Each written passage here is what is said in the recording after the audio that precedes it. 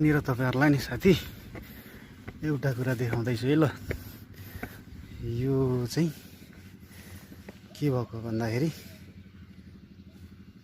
मान्छेको पिसाबले टुटेको फलाम चुडेर अर्कोतिर गएको छ। यसले चाहिँ तपाईको के देखायो भन्दाखेरि यत्रो पर्यटकीय स्थल पर्यटकहरूको भिडभाड हुने ठाउँमा एउटा पनि सार्वजनिक शौचालय नहुँदा मानिसहरूले यही पिसाब फेर्दिने गरेकोले यो फलाम चाहिँ पूर्ण रूपमा मानिसको पिसाबले चुडिएको छ। लु भन्नुहोस्, अब यो इलाम चियाबारीमा